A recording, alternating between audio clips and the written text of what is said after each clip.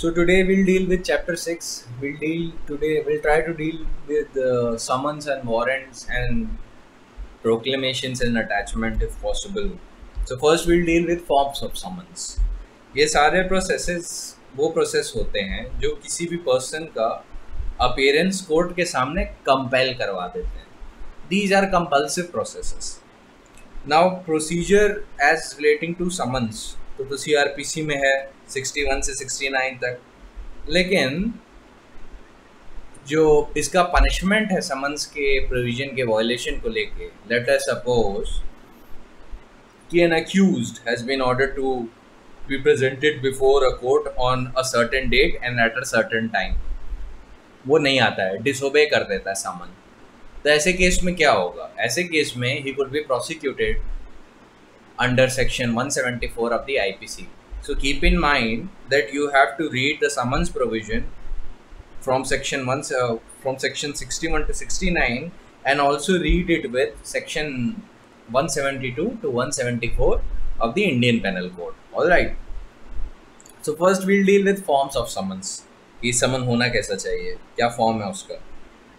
So every summon issued by a court under this code shall be in writing in duplicate signed by the presiding officer of such court or by such other officer as the High Court may from time to time by rule direct and shall bear the seal of the court. ये जो seal वाला part है ये mandatory है. Every summon should have the seal of the court. दूसरा, इस पे signature या तो presiding officer का होना चाहिए या such other officer का होना चाहिए जो High Court ने prescribe किया हो, और summon writing में ही होगा, summon oral नहीं हो सकता. ऑलराइट, तो ये फॉर्म ध्यान में रखिएगा. अब समन कैसे सर्व किया जाएगा, दिया कैसे जाएगा, तो 62 बताता है कि what will you do in this situation. Summon police officer serve करेंगे, वही समन लेके आते हैं, वही सर्व करते हैं. और ये जो प्रोविजन है, अगर स्टेट गवर्नमेंट ने उसके लिए कोई खास रूल बनाया है तो ऑफिसर ऑफ द कोर्ट भी कर सकता है या कोई और पब्लिक सर्वेंट भी उसको सर्व कर सकता है समन को. ऑलराइट, तो you mark the words police officer, officer of the court and other public servant. पर ये जो लास्ट के दोनों है ना, ये तब आते हैं सीन में जब स्टेट गवर्नमेंट ने कोई इससे रिलेटेड लेके रूल बनाया हो. Next we come on subsection 2 of 62 कि समन्स जो हैं if practicable be serve personally on the person summon by delivering or tendering to him one of the duplicates of the summon. जो 61 में आपने देखा था ना कि डुप्लीकेट में होगा समन, दो होंगे वो. तो एक जो कॉपी होगी उसकी, वो जिस पर्सन को समन किया जा रहा है उसको पर्सनली सर्व की जाएगी इफ प्रैक्टिकेबल. आगे हम देखेंगे कि अगर पर्सनली सर्व नहीं किया जा सकता तो उस सीन में क्या होगा. So moving on further, every person on whose summon is to be served shall if so required by the serving officer sign a receipt on the back of other duplicate. वो जो दूसरी duplicate है उसके पीछे signature करेगा. तो ये सारे कुछ प्रोसीजरल नॉर्म्स हैं. उसमें समन्स को इतना कॉम्प्लेक्स सब्जेक्ट नहीं है, बस you should also learn to read it with the punishment as provided in IPC. अब कॉर्पोरेट बॉडीज पे कैसे समन करेंगे ये सेक्शन 63 में बताया गया है. अगर कॉर्पोरेशन को समन देना है, सर्विस ऑफ समन करवानी है कॉर्पोरेशन पे, तो in that situation you can affect the service of summons by sending the summons to secretary, local manager or other principal officer of the corporation, या you send a letter send by the registered post addressed to the chief officer of the corporation, in which case service shall be deemed मतलब मान ली जाएगी, shall be deemed to have been affected when the letter would arrive in ordinary course of post. अब मान लीजिए कि ऐसा letter जो भेजा गया है ऑर्डिनरली 7 दिन में डिलीवरेबल हो जाता है, 7 दिन में पहुंच जाता है. तो समन्स को जब आपने रजिस्टर्ड पोस्ट में डिस्पैच किया, लेटर सपोज कोर्ट ने डिस्पैच करवाया कि हम लोग रजिस्टर्ड पोस्ट एक्नॉलेजमेंट ड्यू से भी भेजेंगे इसको, तो ये ऑर्डिनरली इसकी डिलीवरी मान ली जाएगी विद इन 7 to 10 days. तो उसके बाद कोर्ट एक डिक्लेरेशन कर सकता है कि we have deemed that the summon has been deliverable, और अगर उस डेट पे नहीं आया तो again there are some penal consequences जो भी समन्स की डेट है. Service when the person summon can not be found. अब 62 में आपको याद होगा कि जो समन्स है जनरली इनकी पर्सनल सर्विस होनी चाहिए, लेकिन अगर पर्सनल सर्विस नहीं हो पाती तो 64 सीन में आता है, when the person summon can not by the exercise of due diligence. Due diligence क्या है कि मतलब जो भी पर्सन समन सर्व कर रहा है, पुलिस ऑफिसर या अगर स्टेट गवर्नमेंट का कोई स्पेशल रूल है तो कोई और पब्लिक सर्वेंट या ऑफिसर ऑफ द कोर्ट, जब वो सर्व कर रहा है तो उस सिचुएशन में he will make an effort to find an accuse. तभी यहाँ पे ड्यू डिलिजेंस शब्द का यूज किया गया है। ये ऐसे नहीं हो सकता कि मान लीजिए पुलिस ऑफिसर घर पे गया और देखा कि वो घर पे नहीं है तो उसने तुरंत समन डिलीवर कर दिया उसको, किसी adult male member of the family को। ऐसे ड्यू डिलिजेंस का क्लॉज सेटिस्फाई नहीं होगा। तो इन प्रिंसिपल ड्यू डिलिजेंस का क्लॉज कैसे सेटिस्फाई होगा कि police officer should first make an effort to find such person. अब मान लीजिए वो उस वक्त से, मान लीजिए उसके ऑफिस आवर्स के दौरान, वो ऑफिस आवर्स के दौरान let us suppose police officer comes to his house and tries to serve the summon, तो वहाँ पे ड्यू डिलिजेंस क्या कहती है? ड्यू डिलिजेंस कहती है कि you should wait till the time he arrives from his office back to his home, उसके बाद आप उसे पर्सनली समन सर्व करिए। ऐसे नहीं कि जब उसकी एब्सेंस में वो कभी घर के बाहर गया हुआ है, ऑफिस में गया हुआ है, या मान लीजिए कहीं और गया हुआ है, दुकान तक गया हुआ है, किसी भी सिचुएशन में he is absent from home, तो automatically you cannot deliver it to some adult male member of the family as envisaged under section 64 of the CRPC. What you should do, what a police officer or any other public servant delivering the summons should do is that he should first make an effort to find the accused, to find the person on whom the summon is so supposed to be delivered. तो ऐसे में अगर मान लीजिए 9 to 5 office में रहता है तो proper time of delivery of summons होना चाहिए आफ्टर 5। अगर मान लीजिए 6 बजे तक वो घर पहुंच जाता है तो पुलिस ऑफिसर को क्या करना चाहिए? Rather than mechanically serving the summons, he should wait या he should come again to that location where the summoned person resides and just wait for a while till he gets back home. जब घर आ जाए तब उसको personally आप समन deliver करिए। तो ये इन प्रिंसिपल बात है, प्रैक्टिकली ऐसा होता नहीं है पर इन प्रिंसिपल यही बात है। तभी यहाँ पे ड्यू डिलिजेंस का यूज़ किया गया है। ड्यू डिलिजेंस ये कहती है you should make a proper effort to find such person. तो यहाँ पे क्या लिखा है फिर आगे? द समन में be served by leaving one of the duplicates with some adult male member of his family. Female member नहीं, मेल मेंबर को ही डिलीवर हो सकता है in his absence. And the person with whom the summon is so left shall, if so required by the serving officer, sign a receipt thereof on the back of the other duplicate. Servant is not considered a member of the family, ये बात ध्यान रखिएगा। और इसका ये भी मतलब नहीं समझ लीजिएगा कि अगर पर्सन समन्ड इज एब्सेंट तो आप क्या कहते हैं यही प्रोसीजर से प्रिस्क्राइब करना होगा। आगे भी हम जब प्रोसीजर देखेंगे तो इट विल टेल कि आप समन्स घर पे चिपका भी सकते हैं और काफ़ी कुछ आगे का प्रोविजन करवा सकते हैं, प्रोक्लेमेशन, अटैचमेंट, वारंट, वो सारी चीज़ें आप कर सकते हैं if such person has absconded और कैन नॉट बी फाउंड। लेकिन for as far as section 64 is concern, इसका नुआंस बस इतना ही है कि जब person who is intended to be summoned is absent from his home और due diligence he can not be found, then आप किसी adult male member of the family को ये डिलीवर कर सकते हैं, नॉट एनी फीमेल मेंबर। और second, servant of the family, servant जो है, जो फैमिली के लिए काम कर रहा है, वो फैमिली मेंबर नहीं माना जाएगा। ऑलराइट, जो सर्विस होगी in absence of the person summoned वो अडल्ट मेल मेंबर पे ही होनी चाहिए। और अडल्ट कितना होगा? एटलीस्ट 18 के ऊपर होना चाहिए। अब सेक्शन 65 पे आते हैं। When service cannot be effected as before provided, if service cannot by exercise of due diligence be effected as provided in section 62, section 63 or section 64, serving officer shall affix, ये mandatory है कि due diligence के बाद भी नहीं मिल रहा और adult member of the family भी नहीं है, अब मान लीजिए adult male member of the family भी नहीं है, तो क्या करेगा? तो he will affix the summons on some conspicuous part of the house or homestead where the person summoned ordinarily resides, and thereupon court, after making such inquiries as it thinks fit, may either declare that the summon has been duly served or order fresh service in the manner as it considers appropriate. अब मान लीजिए serving officer जो है, अब section कह रहा है 65 कि आपको समन किसी कंस्पिशियस पार्ट ऑफ द हाउस और होम स्टेट पे लगाना है, और फिर कोर्ट इंक्वायरी करेगा और इंक्वायरी के रिजल्ट में ये डिक्लेयर कर सकता है समन ड्यूली सर्व हुआ, या अगर उसको लगता है समन ड्यूली सर्व नहीं हुआ तो एक फ्रेश सर्विस के लिए ऑर्डर कर दे समन्स के। अब इसी केस में मान लीजिए पुलिस ऑफिसर जो समन डिलीवर करने गया, वो घर के प्रॉपरली क्या होना चाहिए कि उसे घर के सामने दरवाजे या किसी बाहरी दीवार पे जो आपको घर के सामने आते ही दिखाई दे वहाँ पे समन लगाना चाहिए।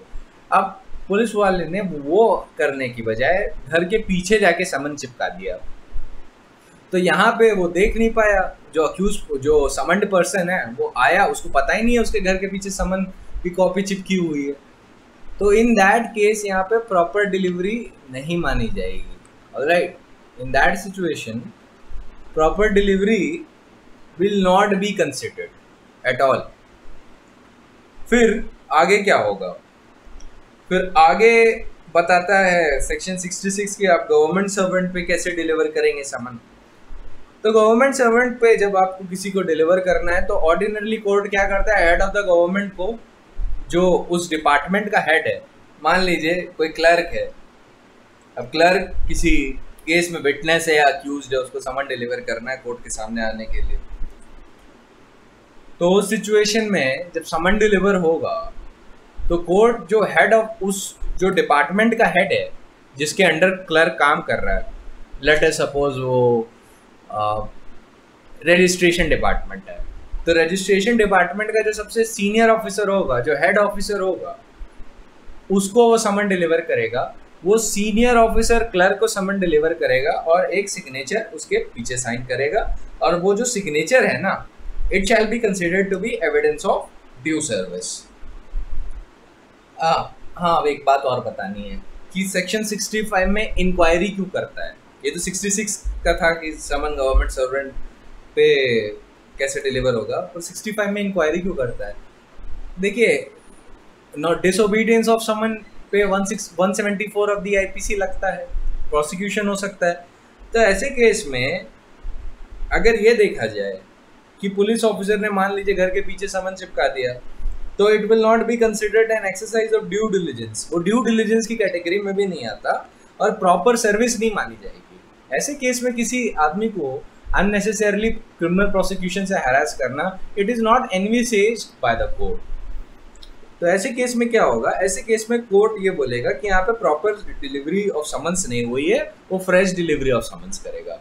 लेकिन यही इसी केस में क्या हो जाए कि पुलिस ऑफिसर ने घर के सामने ही समन चिपका दिया, घर के पीछे नहीं चिपकाया, किसी ऐसे हिडन पार्ट में नहीं चिपकाया जहाँ पे दिखे ही ना, वो सामने चिपका दिया उसने, कि जो भी घर पे आएगा उसको दिख जाएगा। तो उस सिचुएशन में कोर्ट डिक्लेयर कर सकता है कि हाँ, प्रॉपर डिलीवरी ऑफ समन हो गई है। तभी ऐसा जो कंस्पिशियस पार्ट का चिपकाने वाला जो प्रोविजन है ना सेक्शन 65 में, यहाँ पे ऑटोमेटिकली समन के सर्विस का कोई प्रोविजन नहीं है, या ऑटोमेटिकली नहीं मान लिया जाता है समन डिलीवर हो गया। यहाँ पे इंक्वायरी के बाद जैसा भी कोर्ट को सही लगे उसके बाद कोर्ट में डिक्लेयर, तभी इस शब्द का यूज़ किया गया है कि मान लीजिए अगर कोई फाउल प्ले करता है, समन्स को किसी ऐसी स्पॉट पे लगा देता है जहाँ पे पर्सन समन को पता ही ना चले वहाँ पे समन लगा हुआ है, तो उस सिचुएशन में क्या होगा? उस सिचुएशन में एक पॉसिबिलिटी तो है ना कि अगर मान लीजिए ये वाले पार्ट्स ना होते सीआरपीसी में कि thereupon the court after making such inquiries that it thinks fit may declare that summons has been duly served or order fresh service of summon,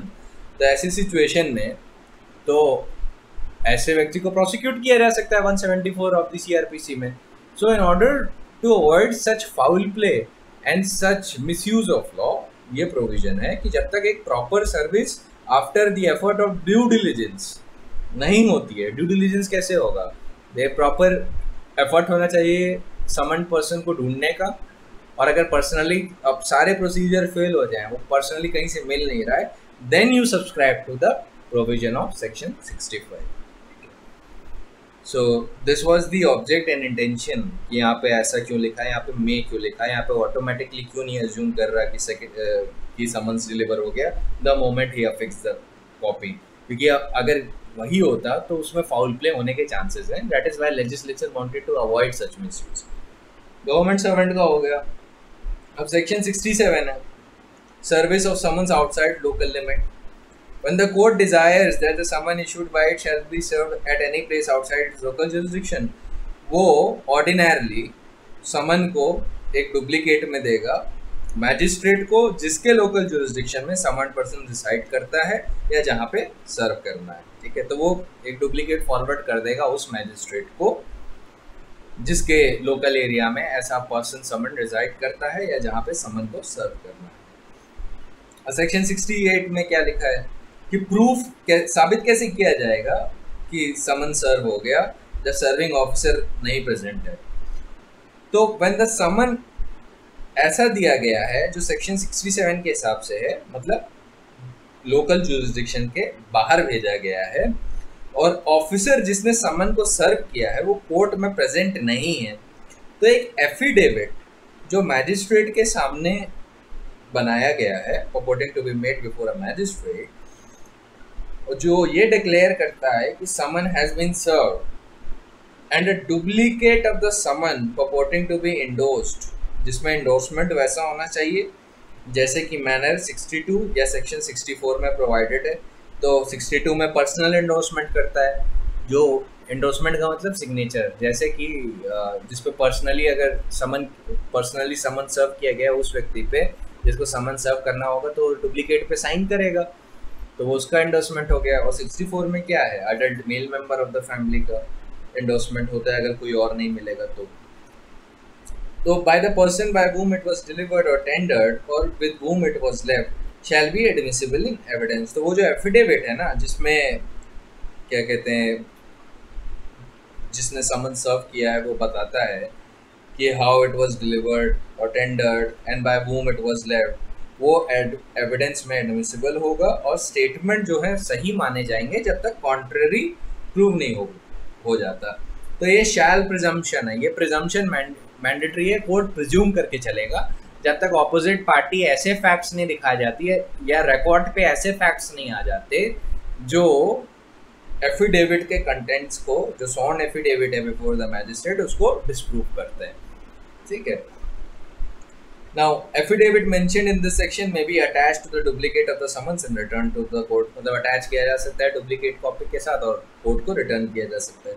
अब 69 प्रोवाइड करता है notwithstanding anything contained in the preceding sections of this chapter, मतलब ये पहली बात तो non ऑब्स्टेंटिव clause है और इस सेल्फ कंटेन्ड है, स्पेशल लॉ है इस मैटर पे कि a court issuing summons to a witness, जब वो विटनेस को समन कर रहा है, देखिए पर्सन समन अक्यूज्ड भी हो सकता है, पर्सन समन विटनेस भी हो सकता है, तो ये 69 है क्या बोलता है, ये विटनेस के लिए बोल रहा है कि a court issuing summon to a witness में in addition to and simultaneously, चाहे तो साथ में चाहे तो एक साथ, साइमल्टेनियसली एक साथ हो गया, या मान लीजिए उसने एक ओरिजिनल समन वैसे भेजा जैसे सेक्शन 62 61 रेड विद सेक्शन 62 सर्व करने को बोलता है, और दूसरा थोड़े टाइम बाद उसने एक रजिस्टर्ड पोस्ट भी भेज दिया, वो भी हम आगे पढ़ेंगे। So in addition to and simultaneously with the issue of summons, direct a copy of the summons to be served by the registered post addressed to the witness at the place where he ordinarily resides, carry on business or personally works for gain। तो वो एक registered post से भी समन भेज सकता है witness को जहाँ पे वो ऑर्डिनरली रिसाइड करता है, कैरी ऑन बिजनेस करता है या पर्सनली वर्क फॉर गेन करता है। Now I come to subsection 2। It says that an acknowledgement purporting to be signed by the witness or an endorsement purporting to be made by the postal employee that the witness refused to take delivery of the summons has been received, court issuing the summons may declare that summons has been duly served।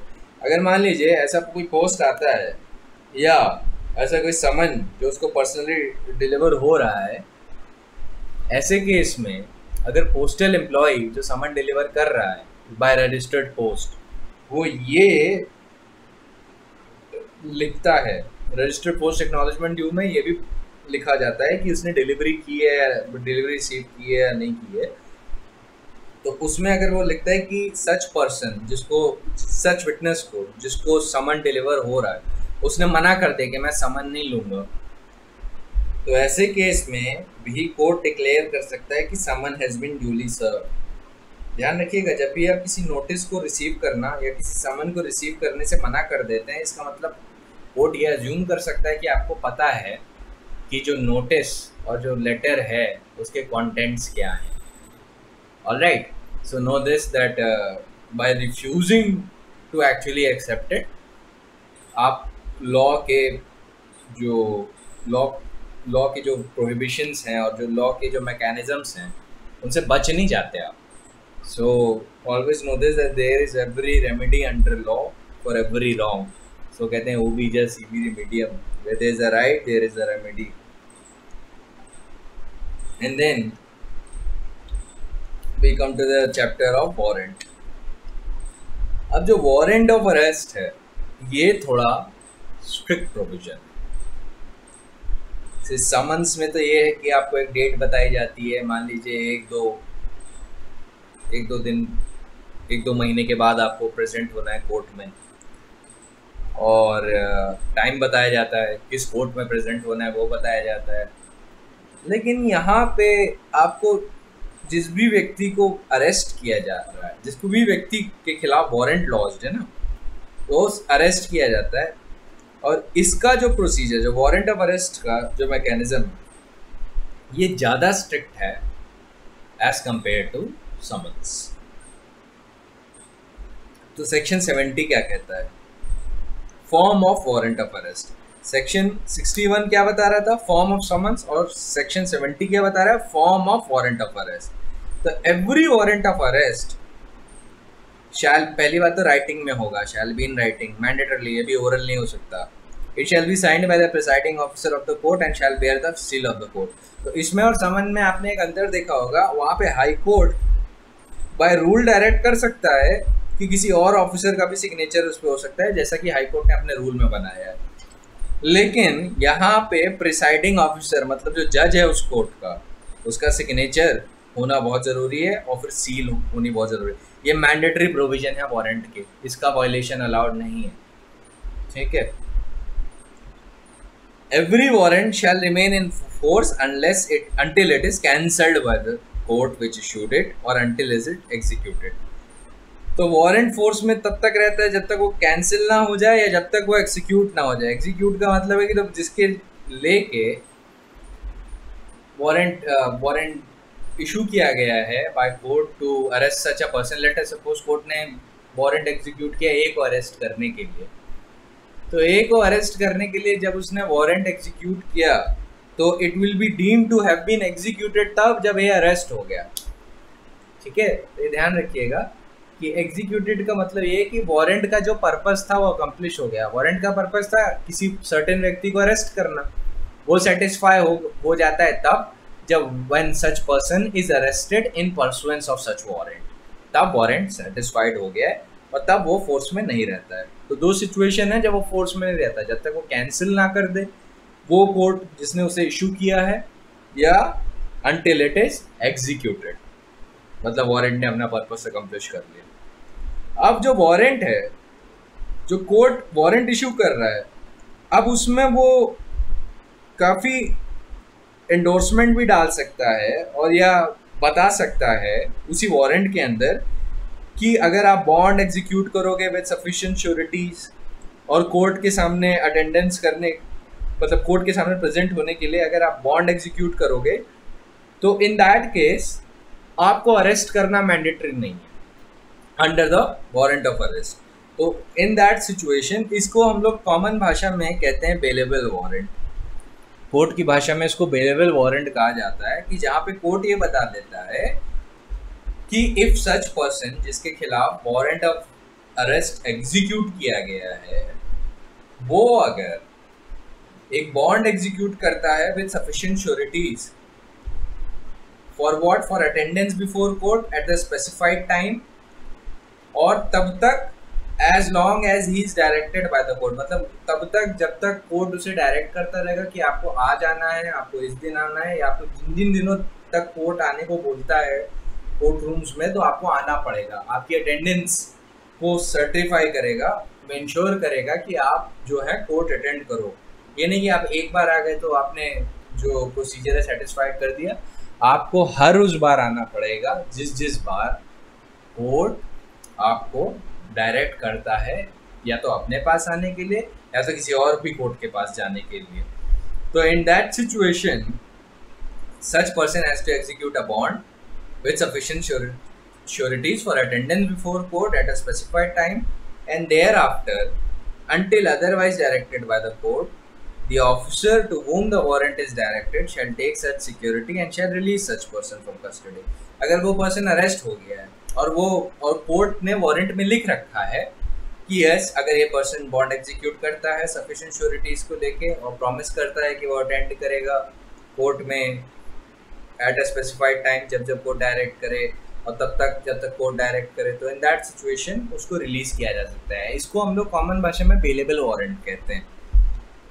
फिर endorsement, जब भी ऐसा होगा, जब भी ऐसा कोई bailable warrant court execute करेगा, इशू करेगा, sorry, whenever the court issues such a bailable warrant, तो वहाँ पे नंबर ऑफ श्योरिटीज भी लिखा होगा, अमाउंट लिखा होगा, in which they and the person for whose arrest the warrant is issued are to be respectively bound, और time जरूर लिखा होगा where is to attend before court। तो ये तीन कंडीशन जरूरी है, ये मैंडेटरी है, ये होना चाहिए।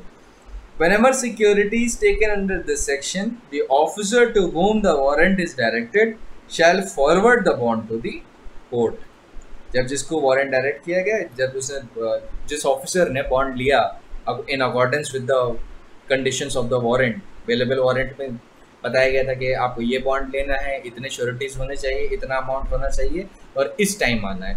जैसे ही जो पर्सन अरेस्टेड है, जो अरेस्ट हुआ है वारंट के परसुएंस में, उसने ये बॉन्ड एग्जीक्यूट किया, तो उसको रिलीज कर दिया जाएगा, और जो बॉन्ड एग्जीक्यूट किया है उसका और श्योरिटीज का, वो कोर्ट को फॉरवर्ड किया जाएगा ना। वारंट किसको किसको डायरेक्ट किया होगा, मैंने आई थिंक कुछ लेक्चर्स पहले बताया था कि जनरली वारंट पुलिस ऑफिसर को इशू होता है, पर एक्सेप्शनल सिचुएशन में और भी किसी पर्सन को हो सकता है। तो मैं सेक्शन 72 की बात कर रहा था। तो सेक्शन 72 में लिखा है वारंट ऑफ अरेस्ट ऑर्डिनरली तो पुलिस ऑफिसर्स को डायरेक्ट होता है, पर अगर कोर्ट को लगता है कि इमीडिएट एग्जीक्यूशन जरूरी है, मतलब तुरंत होना चाहिए, ये रिकॉर्ड होना चाहिए, कोर्ट ऑर्डिनरली नहीं डायरेक्ट करेगा प्राइवेट पर्सन को या किसी और पर्सन को अरेस्ट करने के लिए, वो हमेशा जनरली पुलिस ऑफिसर्स को डायरेक्ट करेगा, क्योंकि पुलिस फोर्स जो है it is well equipped to arrest such person. अब डेंजरस क्रिमिनल को अरेस्ट करना है तो क्या हमें आपको वारंट दे देगा वो, क्योंकि हमारे पास तो इतनी फोर्स भी नहीं है कि हम अपने आप को बचा पाए। अगर let suppose opposite party started firing against us, हम वारंट एग्जीक्यूट करने जा रहे हैं, तो ऐसी सिचुएशन में हम क्या करेंगे? लेकिन पुलिस के पास तो गन होती है और सफिशिएंट फोर्स भी होती है जो वो यूज़ कर सकती है। हम लोग उतने क्या कहते हैं वेल आर्म्ड नहीं है कि अपने आप को डिफेंड कर पाए। तो जनरली कोर्ट पुलिस फोर्सेस को ही वारंट एग्जीक्यूट करने को देता है, लेकिन अगर उसे लगता है कि उसका इमीडिएट एग्जीक्यूशन जरूरी है और कोई पुलिस ऑफिसर अवेलेबल नहीं है, तो ऐसे केस में वो किसी और पर्सन को भी ऑथोराइज कर सकता है to execute the warrant. Alright, लेकिन इसके लिए रीजंस रिकॉर्ड करने होंगे। When warrant is directed to more officers or persons than one, it may be executed by all or by any one or more of them। अगर मान लीजिए 5 लोगों को दिया गया है और एक अक्यूज्ड का अरेस्ट करना है, एक अक्यूज्ड को अरेस्ट करना है, तो पांचों में से कोई भी उसे एग्जीक्यूट कर सकता है। ठीक है, जरूरी नहीं है कि पांचों को एक साथ करना होगा, anyone can execute it। ये वारंट का पर्पस क्या है? To compel the presence of a person before the court। इन समन्स और वारंट दोनों का ये पर्पस है, to compel the presence of a person before court. ये है पर्पस। वहां पे अभी गिल्ट किसी की नहीं डिसाइड हुई है, लेकिन अगर कोर्ट को लगता है कोई भाग रहा है, एब्सकॉन्ड कर गया, अपने आप को छुपा रहा है, तो तब थोड़ा स्ट्रिक्टर प्रोसीजर होता जाता है। समन्स का वायलेशन हुआ, तो दोबारा जनरली समन भेजता है। बार बार वायलेशन हुआ तो वारंट भेज देता है। वारंट का वायलेशन हुआ, नहीं एग्जीक्यूट हो पा रहा है तो प्रोक्लेमेशन कर देता है। प्रोक्लेमेशन पे भी नहीं आए तो अटैचमेंट कर देता है। तो ना ये प्रोसीजर स्ट्रिक्ट ही होता चला जाता है। तो warrant may be directed to any person, ये सेक्शन 73 है। अब सीजेएम और magistrate of first class, chief judicial magistrate और magistrate of first class may direct a warrant to any person within his local jurisdiction. तो दो चीजें important हैं, ये सीजेएम और जेएम फर्स्ट क्लास ही कर सकते हैं अपने लोकल जुरिस्डिक्शन में for the arrest of any escaped convict. मतलब ये वैसे व्यक्ति के लिए जो कन्विक्ट हो चुका है लॉ कोर्ट में ट्रायल के बाद ही जजमेंट ऑफ अक्विटल या कन्विक्शन आता है। तो इसका मतलब कोर्ट ने दोषी करार दे दिया है ऐसे व्यक्ति को और ये कस्टडी से भागा हुआ है या फरार है। तो ऐसे एस्केप्ड कॉन्विक्ट को प्रोक्लेम्ड ऑफेंडर प्रोक्लेमेशन जो आपका होता है वो सेक्शन 82 ऑफ द सीआरपीसी में होता है, जहाँ पे कोर्ट किसी का प्रोक्लेमेशन करता है कि आप अगर आ जाते हो तो ठीक है, अगर आप नहीं आते हो तो will proclaim you an offender. तो proclamation of an offender is under section 82 subsection 4 of the CrPC, ठीक है। और प्रोक्लेमेशन कैसे पब्लिश होता है वो भी हम बताएंगे आपको, लेकिन अभी for right now you have to be concerned about these provisions under section 73. For arrest of any escaped convict, proclaimed offender or any person, अब तीसरी कैटेगरी है any person who is accused of a non-bailable offence and is evading arrest। तो ये third category. तो पहली category क्या है? escaped convict, मतलब ये दोषी करार किया जा चुका है कोर्ट से। दूसरी कैटेगरी क्या है? proclaimed offender सेक्शन 82 में। तीसरी कैटेगरी क्या है? जो ऐसा person who is accused of a non bailable offence and is waiting arrest. अब सच पर्सन जिसको वारंट दिया गया है shall acknowledge the receipt of the warrant, और कहाँ एग्जीक्यूट करेगा?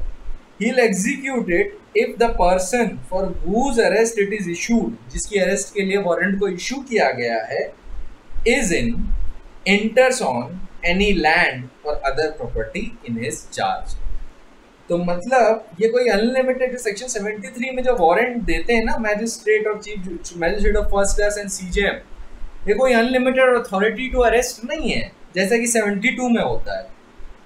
ये एक लिमिटेड क्राइटेरिया है जो तभी एग्जीक्यूट होगा व्हेन सच पर्सन जिसकी अरेस्ट के लिए उसे इशू किया गया है वो या तो उसकी प्रॉपर्टी में रहता है या उसकी प्रॉपर्टी में आता है जो उसके अंडर है।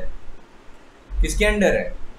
जिसको वारंट इशू किया गया है। Such person who is to be arrested enters upon, is in, or enters upon any land or other property under the charge of the person who has been issued a warrant to arrest। तो late us suppose ए को warrant issue किया, CJM ने ए को warrant दिया कि अगर B तुम्हारी property में आए तो आप इसे अरेस्ट कर लेना, I am giving you the authority. Warrant दे दिया, तो अब अगर ए ने बी को राह चलते देख लिया और अरेस्ट कर लिया तो ये सेक्शन 73 ऑफ द सीआरपीसी का प्रॉपर कंप्लायंस नहीं माना जाएगा। प्रॉपर कंप्लायंस इसका तब होगा जब ऐसा जो बी है ए की प्रॉपर्टी में आता है और तब जब ए उसे अरेस्ट करेगा तभी उसी सिचुएशन में प्रॉपर कंप्लायंस ऑफ सेक्शन 73 माना जाएगा। अब सर सेक्शन 3 क्या कहता है? When the person against such warrant is issued is arrested, मतलब मान लीजिए हमारे एग्जांपल में बी अरेस्ट हो गया तो he shall be made over with the warrant to the nearest police officer. तो मतलब ए बी को अरेस्ट करने के बाद कहाँ ले जाएगा? नियरेस्ट पुलिस ऑफिसर के पास ले जाएगा, कोर्ट के पास नहीं ले जाएगा। और उसके बाद क्या करेगा पुलिस ऑफिसर? क्या करेगा पुलिस ऑफिसर? उस बी को जो अरेस्ट किया, जिसको ए ने अरेस्ट किया under the warrant that has been issued under section 73, तो वो पुलिस ऑफिसर के पास बी को ले जाएगा और जो पुलिस ऑफिसर है वो बी को मैजिस्ट्रेट के पास ले जाएगा, जिसके पास केस का jurisdiction है, unless the warrant is bailable in nature and accordance with section 71। तो उसमें अगर सिक्योरिटी ले सकता है पुलिस ऑफिसर तो वो लेगा। ध्यान रखिए, private person is not capable of doing this. Private person security नहीं ले सकता, ये पुलिस ऑफिसर लेगा या मैजिस्ट्रेट कंसर्न लेगा, not this private person.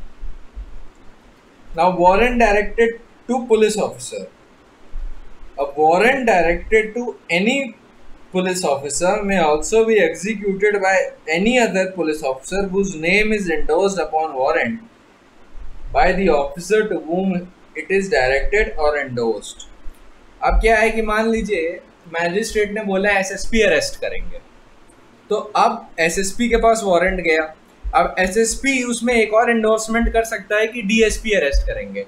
Now you should know कि इसके नीचे एंडोर्समेंट नहीं हो सकता, ये एंडोर्समेंट वन टाइम ओनली है, you can not endorse even further than this. So when a magistrate has ordered the arrest and issued the warrant to SSP, let us suppose, and then let us suppose SSP writes the name of the DSP in charge of that area, तो अब DSP के भी पास warrant जाएगा जो arrest कर सकता है under warrant of arrest. तो DSP अब एक फर्दर एंडोर्समेंट नहीं कर सकता, इस चीज का ध्यान रखिएगा। No extra endorsement can happen other than this, ठीक है। So moving further, now we come to section 75, that is notification of substance of warrant। The police officer or the other person executing a warrant shall notify the substance thereof to the person to be arrested, and if so required shall show him the warrant। It is akin to informing the grounds of arrest under section 50 of the CRPC। तो always have a very holistic view of the CRPC कि अगर CRPC arrest के time पे section 50 में बता रही है कि ग्राउंड्स ऑफ अरेस्ट इन्फॉर्म करने हैं, तो वारंट के परसुएंट में अगर अरेस्ट किया गया है तो आपको सब्सटेंस ऑफ वारंट भी बताना पड़ेगा। So always be aware about that, ठीक है। So you read section 50 with section 75, चाहे अरेस्ट बिना वारंट के हो चाहे वारंट के साथ हो, you have to notify the substance of the warrant कि क्यों अरेस्ट किया जा रहा है, why actually such person is being arrested, under what authority such person is being arrested, and then after reading section 75 and 50 together you equate it to article 22 जो mandate करता है कि चाहे जितना जल्दी हो सके आपको grounds for arrest बताने जरूर हैं। तो what will you do? You'll read section 50, 75 and article 22 together in this case कि सब्सटेंस ऑफ वारंट बताना ज़रूरी होता है कि आप किसी को अगर अरेस्ट करने गए तो वो पूछेगा by what authority are you arresting me, क्योंकि अगर कोई अथॉरिटी टू अरेस्ट आपके पास नहीं तो रॉन्गफुल रिस्ट्रेंट और रॉन्गफुल कन्फाइनमेंट में आ सकता है। लेकिन अगर आपके पास अथॉरिटी टू अरेस्ट है तो you notify the substance of the warrant कि भाई वारंट है, I am actually executing the warrant of court of chief judicial magistrate and he has given me authority to arrest you and you are wanted for the violation of these provision of law as mentioned etc, ठीक है। और अगर वो कहीं ना warrant दिखाओ तो you have to show him the warrant if so required in that situation, ठीक है। Now section 76 talks about the custody, person arrested to be brought before court without delay। The police officer or other person executing a warrant of arrest shall, subject to provision of section 71 as to security, मतलब जब तक अगर bailable warrant ना हो, मतलब security ना ले ली, और अगर सिक्योरिटी उसने दे दी, बेलेबल वारंट ऐसा अलाउ करता है कि you can take the bail, you can take the bond with sufficient sureties।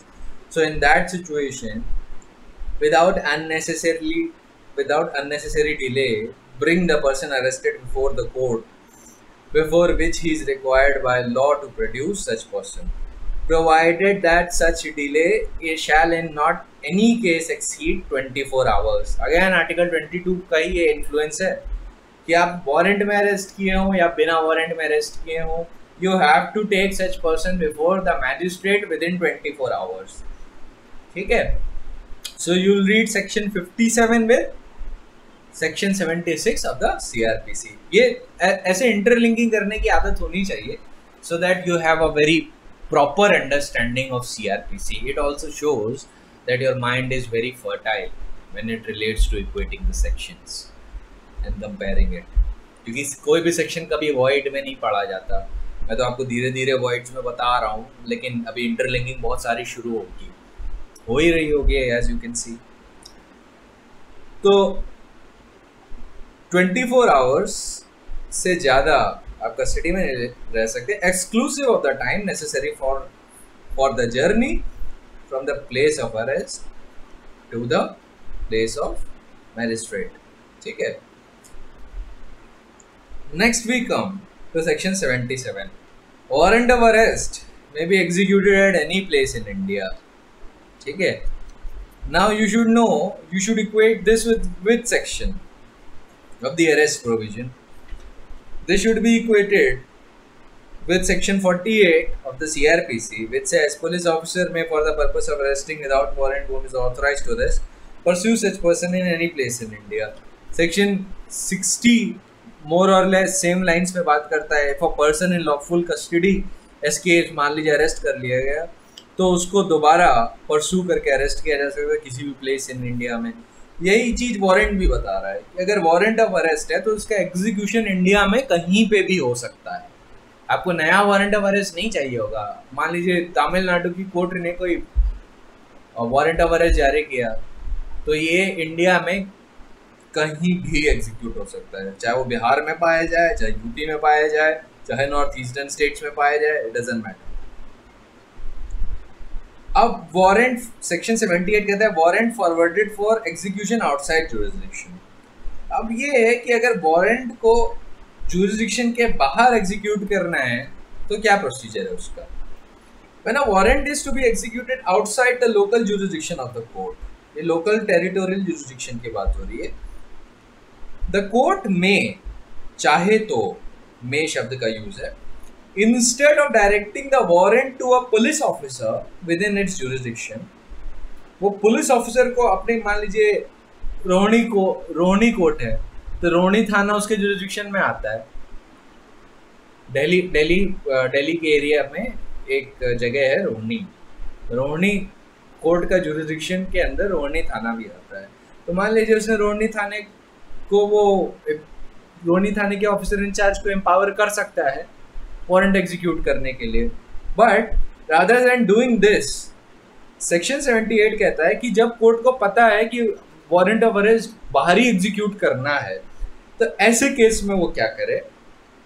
ऐसे केस में ऑर्डिनरली ऐसा warrant, instead of directing it to a police officer within his jurisdiction, वो by post या किसी और फॉर्म से executive magistrate, district superintendent of police या commissioner of police को फॉरवर्ड कर दे, जिसके लोकल जुरिसडिक्शन में वारंट को एग्जीक्यूट करवाना है। तो मान लीजिए दिल्ली रोहिणी कोर्ट का जो वारंट ऑफ अरेस्ट है, ये होना एग्जीक्यूट कहाँ पर है, ये होना है execute late us suppose Bihar में कहाँ, पटना में। तो ऑर्डिनरली कोर्ट को क्या करना चाहिए, अगर वो चाहे तो, कि वो किसी एग्जीक्यूटिव मैजिस्ट्रेट पटना के, डिस्ट्रिक्ट सुपरिटेंडेंट ऑफ पुलिस या commissioner of police, commissioner system तो नहीं है, अब तो डीएसपी ही हो सकता, डिस्ट्रिक्ट सुपरिटेंडेंट ऑफ पुलिस ही हो सकता है, एग्जीक्यूटिव मैजिस्ट्रेट हो सकता है, तो उसको वो वारंट फॉरवर्ड कर दे बाय पोस्ट और अदरवाइज, क्योंकि उसी के जुरिसडिक्शन में एग्जीक्यूट होना है। और एग्जीक्यूटिव मैजिस्ट्रेट, डिस्ट्रिक्ट सुपरिटेंडेंट और कमिश्नर शैल एंडोर्स हिज नेम, अपना नाम एंडोर्स करेंगे वारंट पे, और जब प्रैक्टिकेबल हो तो उसको एग्जीक्यूट करेंगे उस मैनर में जैसा कि अभी प्रीवियस प्रोविजंस में हमने पढ़ा। Now subsection 2 of the same section, section 78 says the court issuing a warrant under subsection 1 shall forward along with the warrant substance of the information against the person to be arrested together with the documents if any as may be sufficient to enable the court acting under section 81 to decide whether the bail should or should not be granted to the person। अभी आगे वाले जो section आने वाले हैं उसमें section 81 में transit bell आएगी. तो I'll just elaborate on transit bail a little. लेकिन अभी for right now we need to deal with warrant. तो going further, section 79 says warrant directed to a police officer outside jurisdiction. अब 78 में क्या था कि अभी वो अपने लोकल एसएचओ को एम्पावर नहीं कर रहा था, या लोकल पुलिस अपने जुरिस्डिक्शन के एरिया को कोर्ट एम्पावर नहीं कर रहा था. उसको क्या करना था, उस एरिया के executive magistrate, superintendent of police या कमिश्नर ऑफ पुलिस को ट्रांसफर करना था, जिसके एरिया में वारंट को एग्जीक्यूट करना है. 79 कब अप्लाई करता है? 79 तब अप्लाई करता है जब कोर्ट ने अपने जुरिस्डिक्शन के पुलिस ऑफिसर को एम्पावर किया वारंट एग्जीक्यूट करने के लिए. तो उस सिचुएशन के लिए ये तब क्या होगा.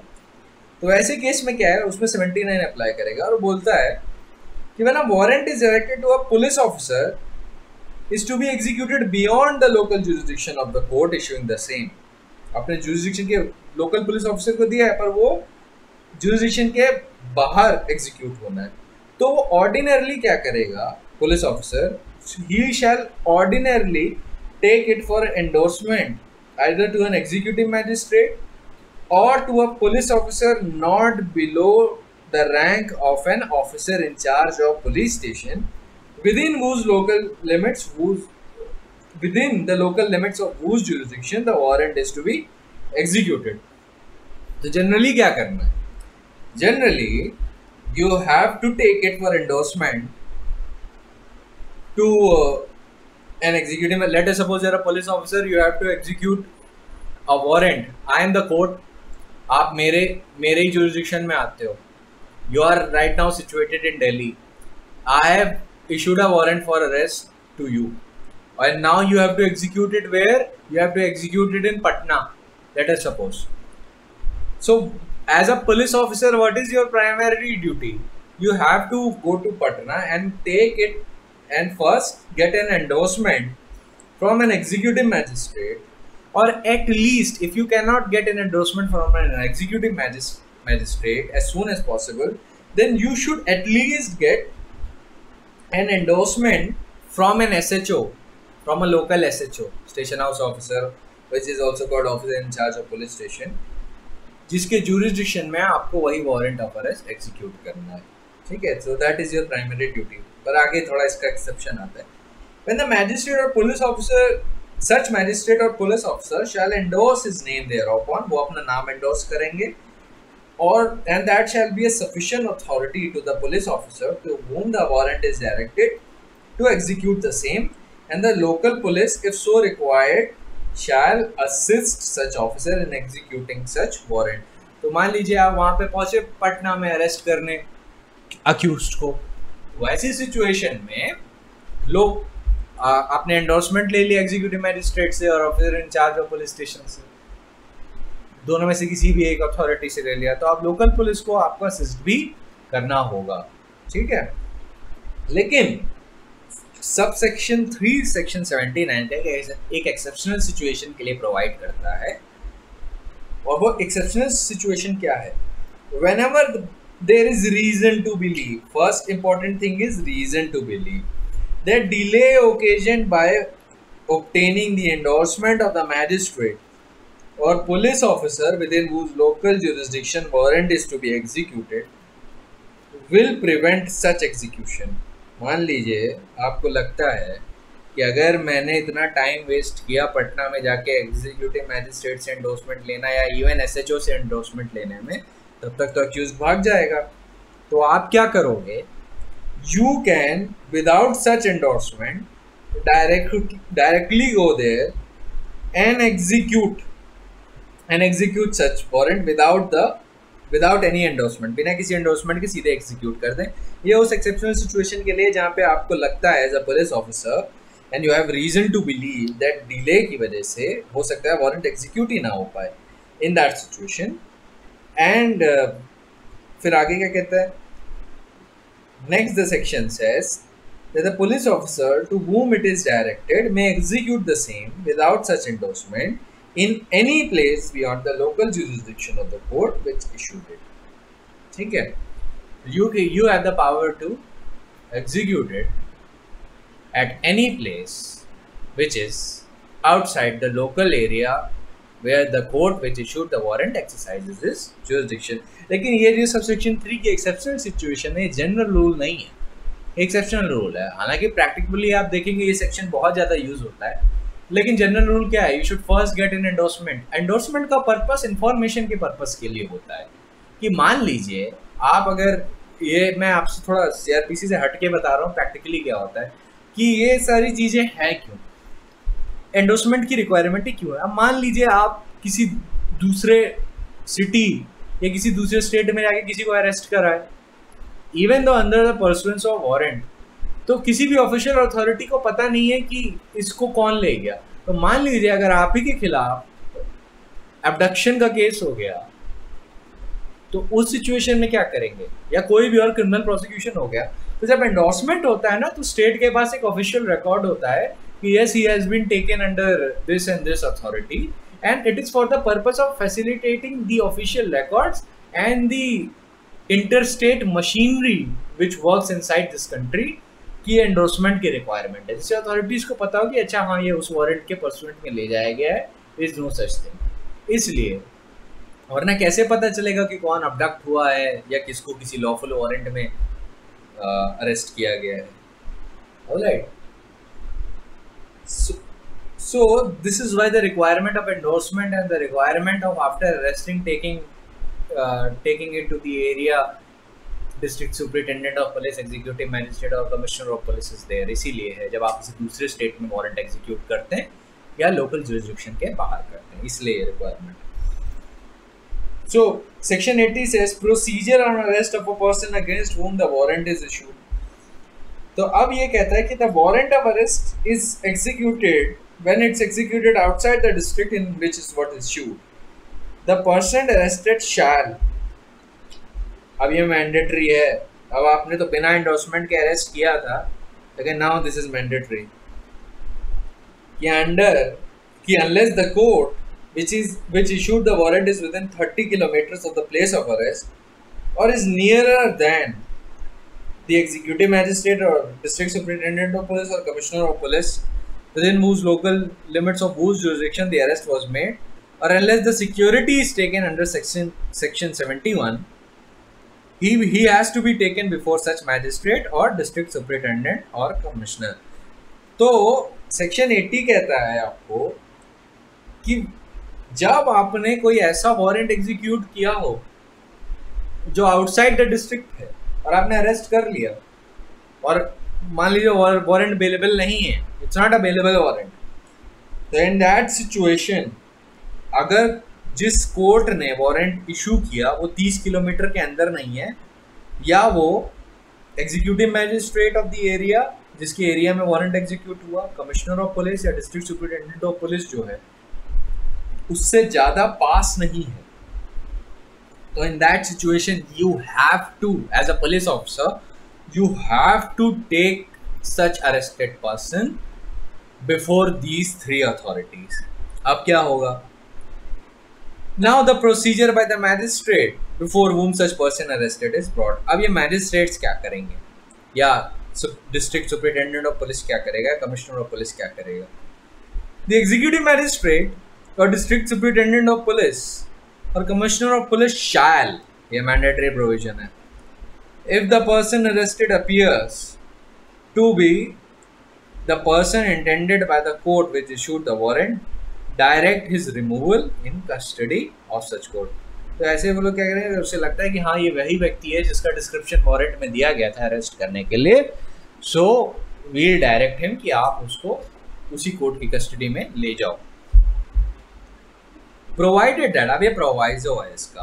प्रोवाइजो क्या बताता है कि अगर ऑफेंस बेलेबल है, let us suppose he is arrested for a bailable offence, तो बेलेबल ऑफेंसेस में बेल राइट होता है, and such person is ready and willing to give bail to the satisfaction of such magistrate. Such magistrate मतलब ये यहाँ पे executive magistrate है, district superintendent of police और कमिश्नर, और अ डायरेक्शन या तो वारंट ही जिसके अंडर वो अरेस्ट किया गया है वो बेलेबल वारंट वो प्रोवाइड करता है कि अगर वो बॉन्ड एग्जीक्यूट कर देता है as we saw under section 71, उसकी कंडीशन सेटिस्फाई करता है, तो he can be released on his personal security and personal bond.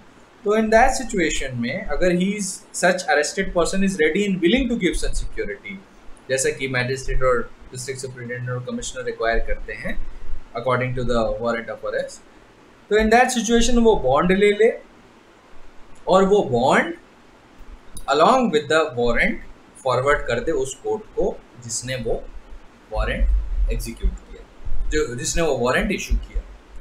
Now provided further, एक और प्रोवाइजो का भी प्रोवाइजो कि if offence is a non bailable one, तो पहले प्रोवाइजो में तो बेलेबल ऑफेंस था, या तो वारंट जिसमें इशूड था वही बेलेबल था।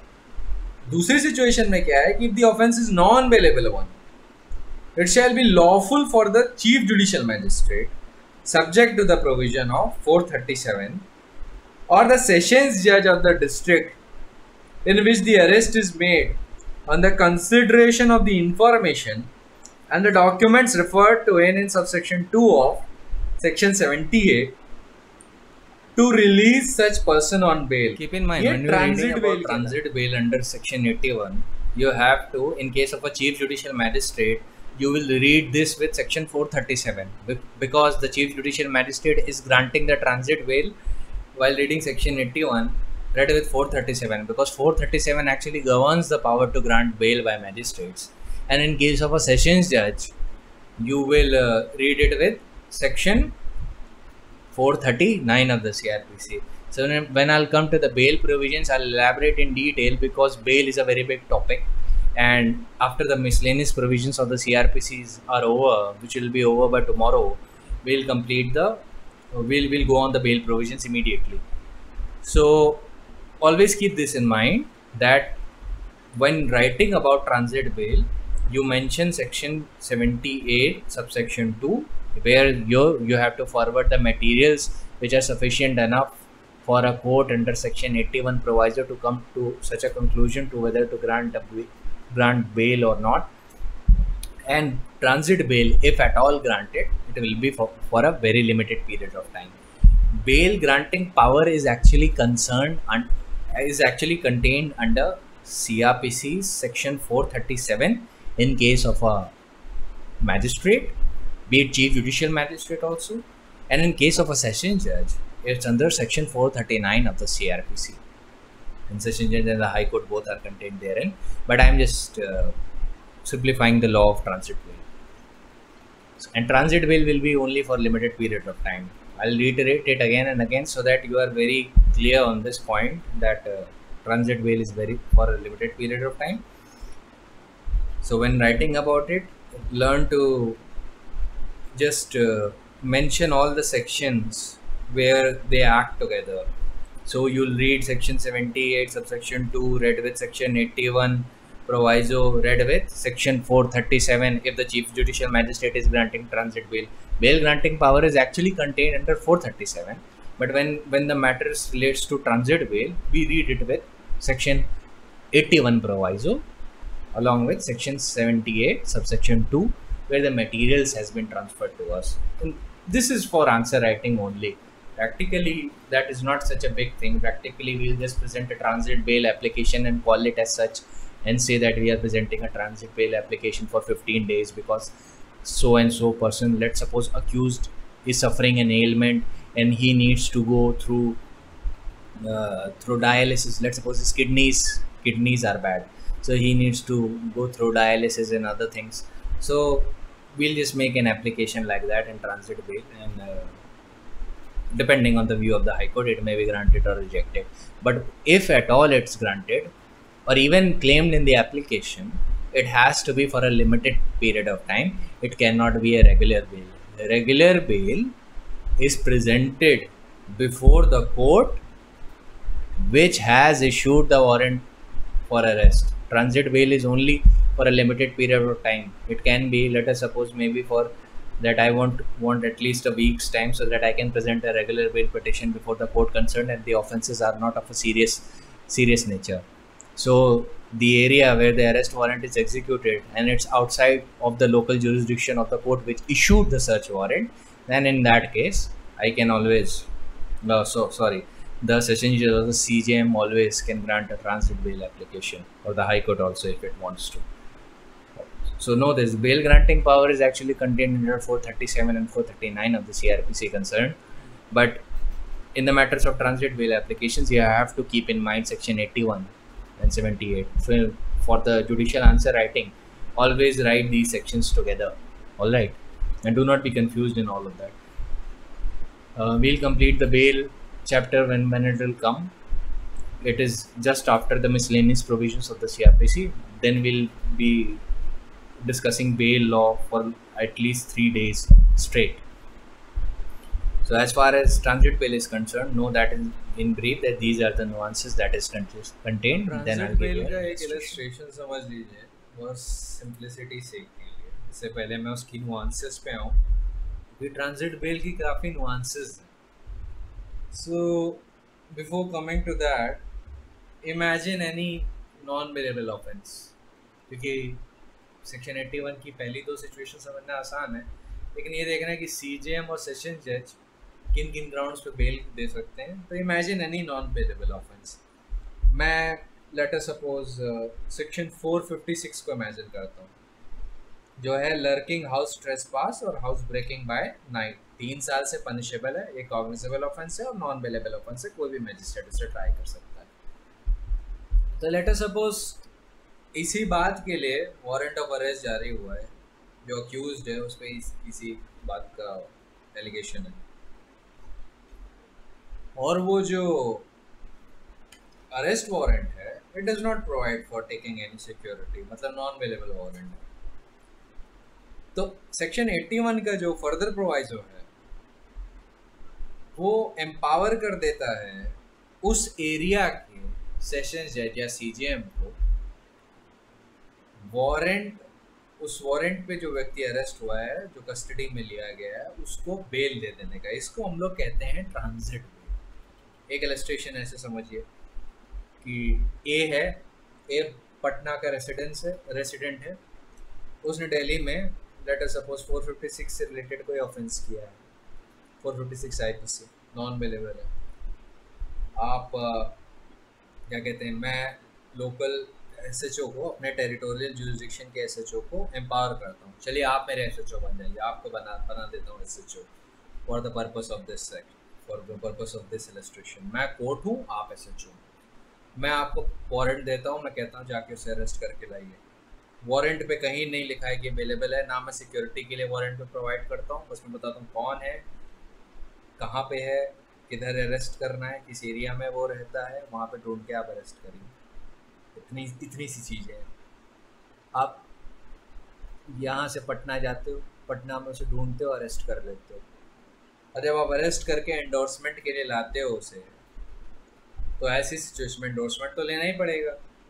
जब एंडोर्समेंट के लिए लाते हो टू द एग्जीक्यूटिव मैजिस्ट्रेट और या डिस्ट्रिक्ट सुपरिटेंडेंट ऑफ पुलिस या कमिश्नर ऑफ पुलिस, तो जो ए का लॉयर है वो पटना की ही सेशंस कोर्ट में या चीफ जुडिशियल मैजिस्ट्रेट के सामने एक बेल पिटीशन दायर करता है।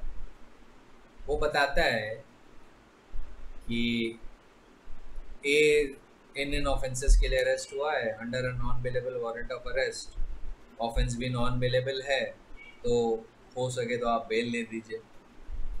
तो इन दिस सिचुएशन अगर चीफ जुडिशियल मैजिस्ट्रेट पटना या सेशंस जज of Patna, whoever is concerned in this situation, illustration के लिए इसके सामने बेल पिटीशन दिया गया है, तो अगर वो चाहे तो वो बेल दे सकता है situation.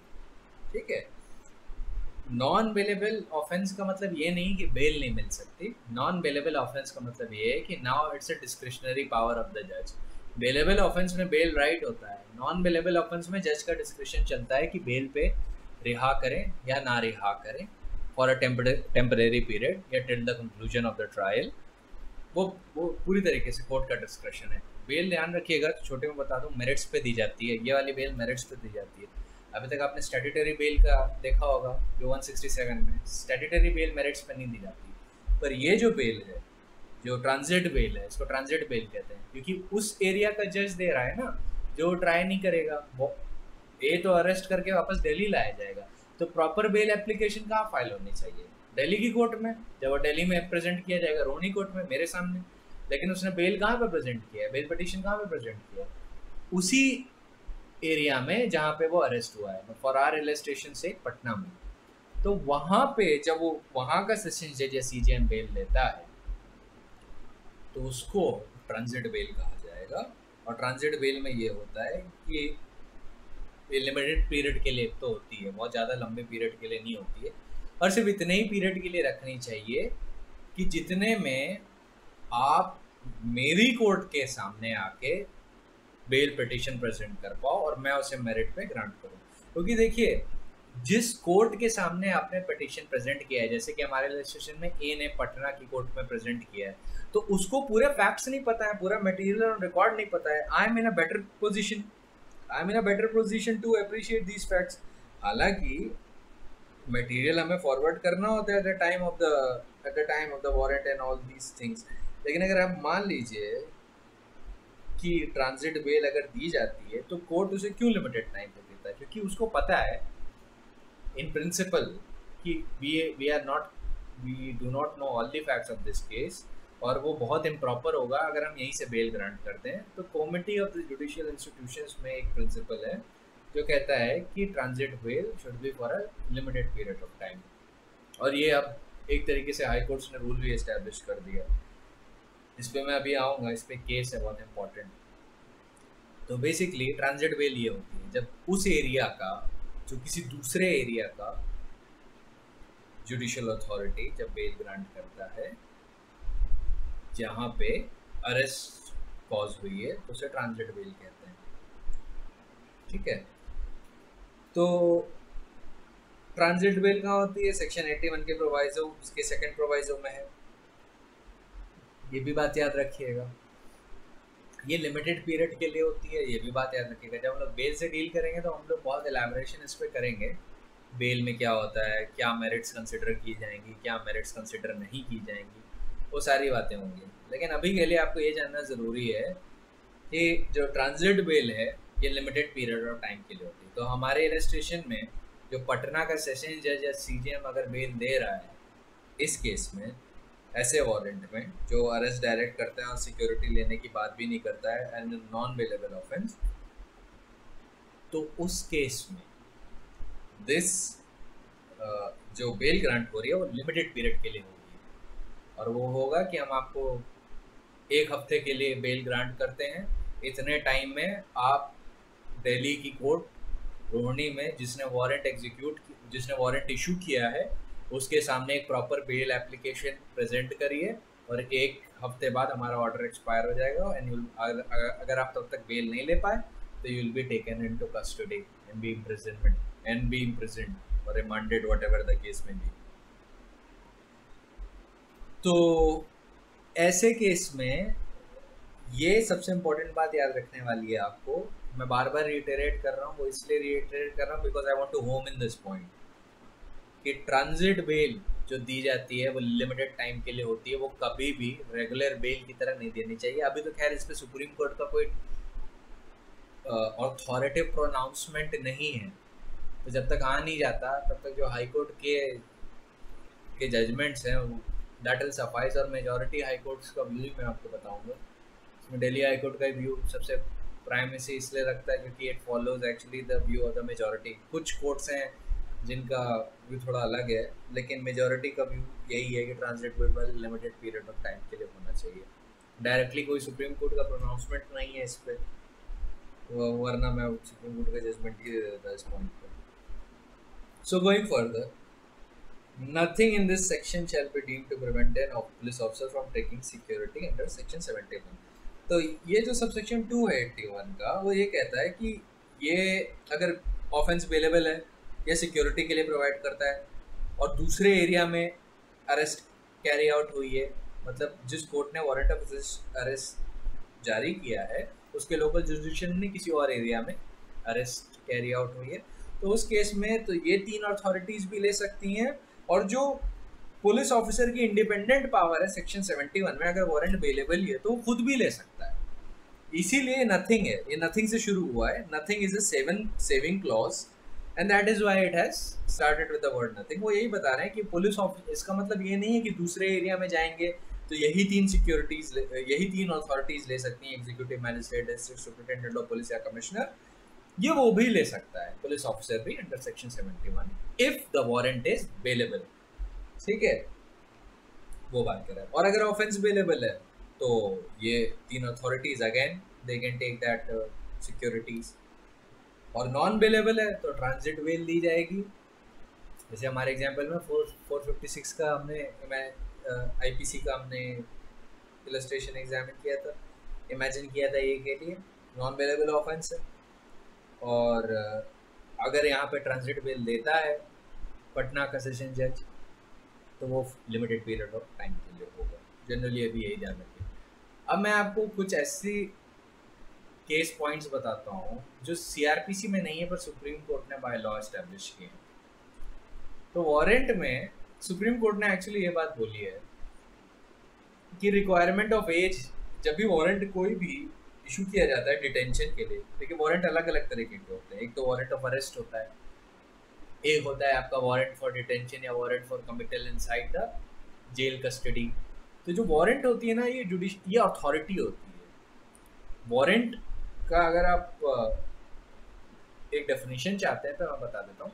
Warrant is simply an authority जिसके परसुएंस में कोई काम होता है। तो वारंट ऑफ अरेस्ट इसीलिए कोर्ट इशू करता है, कोर्ट अथॉरिटी है जो वारंट, जो अथॉरिटी देती है कि हाँ अब आप अरेस्ट कर सकते हैं। तो अभी तो हम लोग वारंट ऑफ अरेस्ट की बात कर रहे हैं, तो मैं जनरली आपको कुछ बातें बता देता हूँ कि सुप्रीम कोर्ट ने संजय सूरी वर्सेस दिल्ली एडमिनिस्ट्रेशन में एक रिक्वायरमेंट ऑफ एज रख दी है कि आप जब भी किसी को भी वारंट ऑफ कमिटल दे रहे हैं, जेल में, जेल कस्टडी में कमिट कर रहे हैं, तो सारे कोर्ट्स और ट्रायल जजेस और मैजिस्ट्रेट पे उन्होंने ये बाय ऑर्डर फाउंडेशन की है कि आप एज मेंशन करेंगे। और अगर आपने एज मेंशन नहीं की उस पर्सन की जिसको आप कस्टडी में डाल रहे हैं जेल में, तो it shall be lawful for jail authorities to refer back the warrant to issuing court for rectifying it. ठीक है, सो व्हाट डिड तो सुप्रीम कोर्ट एक्सप्रेसली क्या कहता है, मैं पढ़ देता हूँ। We call upon every magistrate of the trial judge authorized to issue warrants for detention of prisoners to ensure that every warrant authorizing detentions specifies the age of the person to be detained. Judicial mind must be applied in such cases where there is doubt about the age, and every warrant must specify the age of the person detained. We call upon the authorities in jail throughout India not to accept any warrant of detention as a valid one unless the age of the detainee is shown therein. Detainee is the person who is to be detained inside the jail. By this order of ours, we make it clear that it shall be open to the jail authorities to refuse to honor a warrant if the age of the person remanded to jail custody is not indicated. In exceptional cases, when the warrant is referred back for rectification, the person covered by the warrant may be kept at most for a week pending rectification and taking responsibility of the situation. तो ऐसे case में क्या है कि मान लीजिए warrant में as नहीं मेंशन है, तो ऐसा थोड़ी ना कि उसको आज़ाद छोड़ देंगे। उसको कहें कि आप रेक्टिफिकेशन के लिए वारंट भेज दीजिए और पेंडिंग दैट टाइम आप उसे एक हफ्ते के लिए एक्सेप्शनल केसेस में आप कस्टडी में रखिए, पर उससे ज़्यादा नहीं रख सकते। और जब वारंट रेक्टिफाई होके आ जाता है, एज वेज उसकी डिस्क्लोज है, तो ऐसे केस में आप वापस उसे कमिट कर सकते हैं कस्टडी में। ये बेस्ट पर्पस इसलिए ये जानने के लिए कि अगर व्यक्ति मान लीजिए जुवेनाइल है, तो जुवेनाइल को आप अडल्ट जेल में नहीं डाल सकते। और वो प्रॉपरली इसी सिचुएशन के लिए ये रूल आया। ये रूल सुप्रीम कोर्ट ने पहले बनाया था इन 1987 कि एज बतानी ज़रूरी है। सो अब वारंट के प्रोसीजर्स तो हमने पढ़ लिए। अब हम देखते हैं warrant, that is the authority to arrest by the court, ये इशू कब किया जाएगा। देखिए, बिना जुडिशियल माइंड के इशू नहीं किया जा सकता। तो जुडिशियल अथॉरिटी जो वारंट इशू कर रही है, it has to first apply its mind to situation judicially. वो फैक्ट, सर्कमस्टेंसेस और मटेरियल ऑन रिकॉर्ड जो उसके सामने आता है, जब वो सारी चीज़ें देखती है और उसको लगता है कि समन पे अक्यूज्ड नहीं अपीयर करेगा या बेलेबल वारंट हमारा पर्पस सर्व नहीं कर सकता, और मटेरियल इतना स्ट्रॉन्ग है जो कोर्ट के सामने प्रेजेंट किया गया है कि ऐसे केस में एक एब्सोल्यूट वारंट टू अरेस्ट होना चाहिए जो नॉन बेलेबल इन नेचर हो। तो उस केस में court can issue warrant of arrest which is non bailable in nature. उसमें सिक्योरिटी के लिए कोई प्रोविजन नहीं होगा। सीआरपीसी बेलेबल या नॉन बेलेबल वारंट का टर्म नहीं यूज़ करती, लेकिन कोर्ट की भाषा में if you go to the courts daily, तो ऐसे वारंट्स को जिसमें सिक्योरिटी के लिए प्रोविज़न होता है कि आप बॉन्ड अगर दे देते हैं तो आपको रिलीज़ कर दिया जाएगा, तो इन दैट सिचुएशन उसको बेलेबल वारंट कहा जाता है। जब ये प्रोविज़न वारंट में से एब्सेंट होता है तो उसे नॉन बेलेबल वारंट कहा जाता है। तो प्राइमरली क्या करना चाहिए कि समन सबसे पहले भेजना चाहिए, और अगर समन से अक्यूज की अपीयरेंस सफाइस नहीं करती है तो बेलेबल वारंट देना चाहिए। और चाहे वारंट बेलेबल हो या नॉन बेलेबल हो, वो बिना फैक्ट की स्क्रूटिनी के नहीं देना चाहिए और बिना complete application of judicial mind के नहीं देना चाहिए। पहले प्रॉपर जुडिशियल माइंड का एप्लीकेशन होगा, जब कोर्ट जो है वो पूरे फैक्ट और सर्कमस्टेंसेस देखेगा और फिर सारी सिचुएशन को असेस करने के बाद ही वारंट इशू करेगा। क्योंकि ध्यान रखिए, आर्टिकल 21 जो लाइफ एंड लिबर्टी गारंटी करता है except by the procedure established by law, वो उतने आसानी से नहीं सेट असाइड होने दिया जा सकता। तो वारंट ऑफ अरेस्ट को एग्जीक्यूट करने के लिए भी there are certain nuances that has to be kept in mind. So judicial application of mind, analyzing the fact and circumstances of the case. What is the third situation? Third situation is that the court will pursue the material on record, and first attempt of the court should be to issue summons, and if it cannot, and if it thinks that the summons will be violated or summons has been violated, then it will issue a bailable warrant, and it will examine carefully whether the criminal complaint or FIR has been filed with an oblique motive or a bona fide manner. कभी कभी कुछ लोग revenge लेने के लिए भी तो FIR और क्रिमिनल प्रोसेस शुरू कर देते हैं, कंप्लेंट प्रोसेस। तो ये भी कोर्ट को देखना होगा कि मटेरियल ऑन रिकॉर्ड कहीं इस तरफ तो इशारा नहीं कर रहा कि पूरा कोर्ट प्रोसेस हैरेस करने के लिए यूज़ हो रहा है। तो वारंट इशू करने से किसी का ह्यूमिलिएशन होगा, किसी को अरेस्ट किया जाएगा, किसी की लिबर्टी डिस्ट्रॉय की जाएगी, उसके फिर सिविल कॉन्सिक्वेंसेज भी होंगे, हो सकता है उसकी जॉब चली जाए। इन दैट सिचुएशन ये सारी चीज़ें ध्यान में रख के ही कोर्ट को ऐसा प्रोसेस उठाना चाहिए, बड़ा सीवियर प्रोसेस है। कंप्लेंट केसेस के लिए भी कोर्ट कहता है कि इन कंप्लेंट केसेस पहले इंस्टेंस में भी समन्स देना चाहिए, ये एफआईआर में भी है, और समन्स के साथ कॉपी ऑफ कंप्लेंट भी शामिल होनी चाहिए। अगर ये दिख रहा है कि accused is avoiding the summons, और तो सेकेंड इंस्टेंस में कोर्ट क्या करे, तो बेलेबल वारंट जारी कर दे। और थर्ड इंस्टेंस में जब कोर्ट फुली सेटिस्फाइड है कि जो अक्यूज्ड है is intentionally avoiding the process of the court, तो उस सिचुएशन में वो नॉन बेलेबल वारंट जारी करे। ध्यान रखिए, इतना ये सुप्रीम कोर्ट ने गाइडलाइन ये रखी है कि personal liberty is paramount. Therefore Supreme Court has cautioned the lower courts that at the first and second instance to refrain from issuing non-bailable warrants, कि पहले और दूसरे इंस्टेंस में नॉन बेलेबल वारंट इशू ही ना करें। So you should know the situations. और ये supreme Court ने आर्टिकल 21 और आर्टिकल 22 को ध्यान में रखते हुए किया और गाइडलाइंस भी जारी की वारंट इशू करने के लिए। फिर एक लास्ट इशू है कि क्या अगर नॉन बेलेबल वारंट, अगर जज ने लिख दिया नॉन बेलेबल वारंट मैं इशू कर रहा हूँ, तो सीआरपीसी तो कहीं कहती नहीं नॉन बेलेबल वारंट है, तो अगर क्या उसने ये टर्मिनोलॉजी यूज़ कर दी तो क्या ये प्रोसीडिंग्स को विशिएट कर देगा? सुप्रीम कोर्ट ने इसका आंसर दिया नहीं, वो प्रोसीडिंग नहीं विशिएट करता, इवन दो टर्मिनोलॉजीज नहीं यूज़ होती सीआरपीसी में ऐसी। ठीक है, तो इतने कैविल और टेक्निकल ग्राउंड्स पे कभी भी कोई भी प्रोसीजरल लॉ का विशिएशन ऑफ इशू सक्सीड नहीं करेगा। व्हेनेवर यू क्वेश्चन ना कि प्रोसीडिंग विशिएट करती है या नहीं, you have to consider two things, prejudice and miscarriage of justice. Technical grounds पे कि टर्मिनोलॉजीज नहीं यूज़ है, ये टर्मिनोलॉजीज कैसे यूज़ कर दी, दैट इज़ नॉट सब्सटैंशियल। तो गाइडलाइंस कोर्ट ने वारंट क्या कहते हैं वारंट इशू करने पे क्या बोली ये दी है सुप्रीम कोर्ट ने, Raghuvansh Dewan Chand Bhasin versus state of Maharashtra, 9 सितंबर 2011 को डिसाइड हुआ था ये। और एक्चुअली ये एक लॉयर का केस था, प्रैक्टिसिंग लॉयर के खिलाफ फॉल्स क्रिमिनल कंप्लेंट कर दी गई थी, और जिसकी वजह से बहुत जल्दी जो वारंट ऑफ अरेस्ट उसके प्रैक्टिसिंग लॉयर था, रोज कोर्ट आता था, पर उसके खिलाफ पब्लिक मोटिव से क्रिमिनल प्रोसेस शुरू किया गया। और उसके बाद with in 15 days warrant of arrest execute भी हो गया, मतलब वो अरेस्ट कर लिए गए इन पर्सन्स ऑफ वारंट, जबकि इतना जल्दी होता नहीं है, मिलता ही नहीं है कुछ। तो ऐसी सिचुएशन में सुप्रीम कोर्ट ने देखा कि फाउल प्ले था इस केस में, जो कंप्लेंट जो क्रिमिनल प्रोसेस शुरू किया गया था लॉयर के खिलाफ वो एक ऑब्लिक मोटिव से शुरू किया गया था। तो गाइडलाइंस क्या है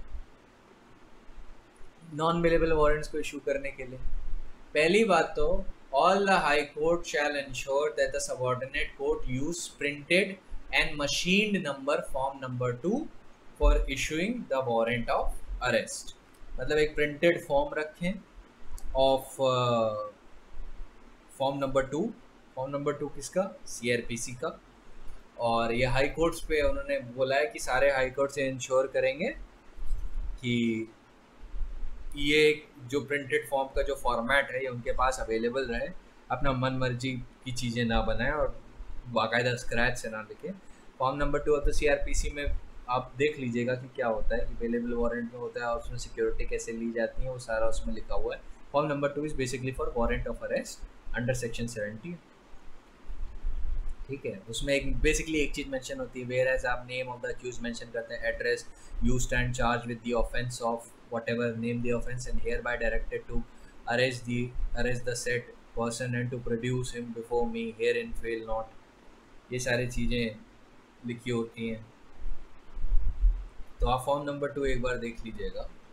वो एग्जामिनेशन के पॉइंट ऑफ व्यू से उतना इम्पोर्टेंट नहीं है, हाँ, लेकिन जो लोग MP और उन स्टेट्स की तैयारी कर रहे हैं, जो लोग जजमेंट राइटिंग की बात आते हैं, उनको चार्ज फ्रेमिंग के फॉर्म्स याद होने चाहिए, उनको जजमेंट राइटिंग का थोड़ा पता होना चाहिए, और उनको ये सारे फॉर्म्स थोड़े थोड़े जानने चाहिए। ज़्यादा कुछ है नहीं, कॉम्प्लिकेशन नहीं है उसमें, बस वो फॉर्म एक बार देख लीजिए, इससे यू आर ईज्ड ऑफ। तो CRPC की कौन सी शेड्यूल में जाएंगे वो फॉर्म नंबर 2 देखने? सेकंड शेड्यूल में जाएंगे। सेकंड शेड्यूल में फॉर्म नंबर 2 देखिएगा। So all high courts shall ensure that the subordinate court use printed and machine number form number 2 for issuing warrant of arrest. Before authenticating, the court must ensure that complete particulars of the case are mentioned on the warrant। मतलब जितनी भी information और case के particulars हैं important जितनी भी material particulars हैं case के, वो सारे वारंट पे मेंशन होने चाहिए। जो प्रिसाइडिंग जज है कोर्ट का, वो जो वारंट जब इशू करेगा तो अपने लेजिबल सिग्नेचर्स दिखाएगा। सिग्नेचर ऐसे नहीं होने चाहिए जो लगे ही ना उसके सिग्नेचर में। Signature should be full, detailed and legible, and also ensure that the seal of the court bears the complete particulars of the court, और वो प्रोमिनेंटली इंडोर्स्ड हो। जो सील हो ढंग से इंडोर्स्ड हो, दिखनी चाहिए, और properly imposed on warrant of arrest. The court must ensure that the warrant is directed to a particular police officer or authority, and unless intended to be open-ended, it must be returnable whether executed or unexecuted before the date specified therein। तो अगर generally court को ऐसी situation में क्या करना चाहिए, जो warrant execute कर रहा है उसको एक डेट फिक्स कर देनी चाहिए कि इतनी तारीख तक अरेस्ट हो जाना चाहिए। ओपन एंडेड नहीं रखना चाहिए, अनलेस कोर्ट जानबूझ के ओपन एंडेड रख रहा है इन गिवन सिचुएशन कि पता ही नहीं है कि कौन किधर गया है, या बहुत कुख्यात अपराधी है, वो अपनी लोकेशन बार बार चेंज करता रहता है, तो वहाँ पे हो सकता है प्रैक्टिकेबल ना हो टाइम क्या कहते हैं टाइम लिमिट डिसाइड करना वारंट ऑफ अरेस्ट में। लेकिन अगर जनरली ऐसी कोई सिचुएशन नहीं है तो जनरली उसे क्या करना चाहिए, कोई ऐसी एक्सेप्शनल सिचुएशन नहीं, तो जनरली जज को एक डेट फिक्स कर देनी चाहिए कि लेट अस सपोज आज क्या तारीख है, आज है 3 जून 2020। तो अगर आई एम अ जज and I am issuing warrant of arrest, so properly what I should do is give at least 2 months time. ये मैं अपने बेसिस पर डिटरमाइन कर रहा हूँ कि लॉ नहीं है। कि 2 मंथ्स टाइम, और मैंने डेट फिक्स कर दी कि आप 3 अगस्त 2020 तक आपको ये वारंट, चाहे वो एग्जीक्यूट हो या अनएग्जीक्यूटेड हो, आपको रिटर्न करना है। एवरी कोर्ट, एक गाइडलाइन का पॉइंट और है कि every court must maintain a resistor in which each warrant of arrest issued must be entered in chronological order and serial number of the entry reflected on the top right hand of the process। तो court को एक warrant register बनाना होगा जिसमें कितने warrant उसने issue किए वो एक क्रोनोलॉजिकल ऑर्डर में मेंटेन हो, और वो एंट्री और सीरियल नंबर भी उस पर मार्क हो। फिर no warrant of arrest shall be issued without being entered in the registered. Warrant of arrest आप बिना रजिस्टर में एंटर किए हुए नहीं इशू करेंगे। And the concerned court shall periodically check and monitor the same to confirm that every such process is always returned to the court with due report and placed on record with the concerned case। जिसको दिया है warrant execute, police officer को मान लीजिए warrant execute करने के लिए दिया है, तो कोर्ट की ड्यूटी क्या है, पीरियोडिकली उस रजिस्टर में चेक करे कि हाँ ये वारंट की डेट थी, ये एग्जीक्यूट हुआ है या नहीं हुआ है, और अगर नहीं हुआ है तो उसकी प्रॉपर रिपोर्ट आनी चाहिए, और अगर एग्जीक्यूट हो गया है तो जो भी रिपोर्ट प्लेस होनी चाहिए कोर्ट के सामने वो टाइम बाउंड मैनर में कोर्ट्स के सामने प्लेस हो जानी चाहिए of the concern court. Register maintain करने का पर्पस ही ये है कि आपने जो वारंट इशू किए आप उस पर नज़र रख सकें, वरना आप हो सकता है इतने वारंट इशू कर चुके हों कि आपको याद ही ना रहा हो। Okay, so that the purpose of maintaining the register is keep a check on the amount of warrant has you have issued as a court, and also to see whether the warrant has been returned or not, and in either case whether the report has been filed and placed on the record of the concerned case or not। ठीक है, एक similar register police station में भी होगा, warrant register. मान लीजिए आपने warrant दिया रोनी पुलिस स्टेशन को, तो एक सिमिलर वारंट रजिस्टर जो रोनी पुलिस स्टेशन को इशू किया गया है वो वहाँ पे भी मेंटेन्ड होगा, और स्टेशन हाउस ऑफिसर जो होगा उसकी जिम्मेदारी बनेगी कि ईच वारंट ऑफ अरेस्ट जो इशू हुआ है जब वो रिसीव करता है तो वो उस रजिस्टर में ड्यूली उसकी एंट्री रिकॉर्ड करे, और वो एक रिस्पॉन्सिबल ऑफिसर को इंट्रस्ट करे फॉर इट्स एग्जीक्यूशन। अगर आपको एंडोर्समेंट वाला प्रोविजन याद हो then he can also endorse depending on to whom it has been given। तो 2 रजिस्टर मेंटेन होंगे, एक कोर्ट में और एक inside the police station, to which the duty has been given to execute the warrant. Ordinarily the court should not give a long time for return or execution of warrant. ज़्यादा लंबा time नहीं देना चाहिए, as experience has shown that the warrants are prone to misuse if they remain in control of the executive agencies for long. अब मान लीजिए, या ये मैं बताता हूँ सुप्रीम कोर्ट ने क्यों कहा। अब मान लीजिए आप कोर्ट हैं, आपने मुझे वारंट बोला, मैं पुलिस ऑफिसर हूँ, आपने मुझे वारंट ऑफ अरेस्ट दिया ए के खिलाफ और बोला कि within 1 year either return this warrant और execute it in either case and file a due compliance report. आप क्या कहते हो कि आपने तो मुझे एक साल का टाइम दे दिया, तो मैं पुलिस ऑफिसर होकर इसका मिसयूज करता हूँ, मैंने ए को पहले ही ढूंढ लिया है। अब मैं ऐसे कहता हूँ कि देखो तुम्हारे पास 1 साल का टाइम है, या तो तुम मुझे हर दिन पैसा दो, लेट अस सपोज 1000 रुपये, यू हैव टू पे मी 1000 एवरी मंथ एवरी डे। अगर नहीं दोगे तो मैं तुम्हें तुरंत अरेस्ट करके कोर्ट के सामने ले जाऊंगा। तो अब मैं यहाँ पे मिसयूज कर रहा हूँ वारंट का, मुझे प्रॉपरली क्या कर लेना चाहिए, तुरंत अरेस्ट कर लेना चाहिए। तो इसीलिए कोर्ट ने बोला to avoid such misuse of your warrant, ordinarily बहुत लंबा समय कोर्ट को नहीं देना चाहिए। ऑलराइट, सॉरी, बहुत ही लंबा समय पुलिस अथॉरिटीज़ को एग्जीक्यूशन ऑफ वारंट्स के लिए नहीं देना चाहिए, बहुत ही छोटा टाइम देना चाहिए। If you give a long time the possibility of misuse arises. On the date fixed for the return of warrant, the court must insist upon a compliance report on the action taken thereon by the station house officer of the concerned police station or the SHO in charge of the concerned agency।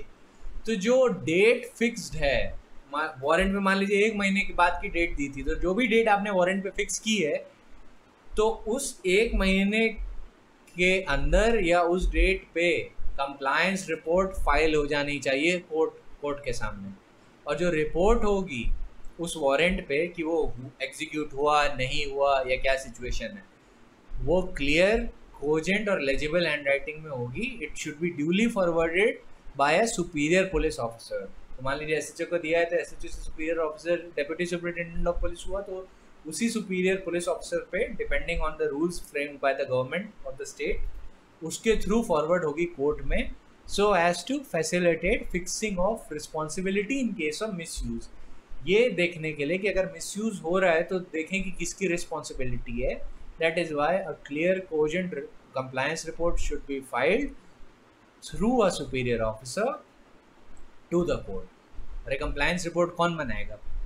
That should be made preferably by the police station or the officer in charge of the concerned agency who has been given the duty to execute the warrant. ठीक है, ये forward की जाएगी to the court by a superior police officer. Next we come to, in the event of warrant for execution beyond the jurisdiction of the court issuing it, procedure laid down in section 78 and 79 of the CRPC must be strictly and scrupulously followed. strict court ने बोल लिया है कि इसको बहुत आपको strictly follow करना है. आप बार बार एक्सेप्शन को नॉर्म नहीं बना सकते. एक मैक्सिम है, exceptions do not override the norm. तो जनरली आपको क्या करना है, नॉर्म को फॉलो करना है. और सुप्रीम कोर्ट ने कहा है कि section 78 and 79 should be strictly follow, जहाँ पे वारंट ऑफ अरेस्ट को एग्जीक्यूट करना है beyond the area of the jurisdiction of the court which has issued such warrant of arrest. In the event of cancellation of warrant of arrest by court, the order of cancelling warrant shall be recorded in the case file and the register maintain. ये case file में record किया जाएगा कि warrant of arrest court ने cancel कर दिया है, और जो रजिस्टर कोर्ट में मेंटेन होता है उसमें भी रिकॉर्ड किया जाएगा. कॉपी इस फैक्ट की एक copy shall be send to the concern authority requiring the process to be return unexecuted forthwith. तो मान लीजिए कि आपने पुलिस वाले को वारंट दिया है and after a while you decide to cancel it due to certain circumstances or the new facts which has emerged before you. So in that situation you'll do what? You'll first record that in a case file, then in the warrant register that you have, then you'll send a copy of such cancellation to the concerned authority whom you have given the authority to arrest under a warrant, and then you'll tell him that forthwith return such warrant back to the court without any delay. आप तुरंत वापस करिए warrant and अनएग्जीक्यूटेड उसको return करिए. The date of receipt of the unexecuted warrant will be entered into aforesaid registers. अब ये जो अनएग्जीक्यूटेड warrant है दोनों रजिस्टर में जाएगा. ये उसमें भी जाएगा, क्या कहते हैं, पुलिस स्टेशन वाले रजिस्टर में भी, और ये कोर्ट में भी, कोर्ट वाले रजिस्टर में भी कि वारंट अनएग्जीक्यूट हुआ. And copy of such order shall also be supplied to the accused. इस कैंसिलेशन वाले ऑर्डर की कॉपी भी अक्यूज्ड को सप्लाई होगी. ट्रांजिट बेल पे मैंने आपको बताया था कि सीरियस ऑफेंसेस पे नहीं देनी चाहिए generally, so there is a law regarding that. ये सूरजपाल वर्सेस विजय चौहान का जजमेंट है, 8 जुलाई 2015 को हुआ. उसमें दिल्ली हाईकोर्ट ने मेजॉरिटी हाईकोर्ट्स की प्रोपोजिशन को in keeping in mind the law laid down by the apex court in Jaiprakash Singh versus state of Bihar को भी ध्यान में रखते हुए एक बात बोली कि जो ट्रांजिट बेल है generally that has to be granted first of all on merits, or when you are granting a bail, nature and gravity of the offense has to be taken into consideration. Then इस case में क्या हुआ था, transit bail जो दी गई थी वो 3 हफ्ते के लिए दी गई थी, और सिर्फ इतना ही नहीं, उसको 3 हफ्ते बाद जो जज कंसर्न है जिसने ट्रांजिट बेल ऑर्डर की उसने 2 हफ्ते से और एक्सटेंड कर दी.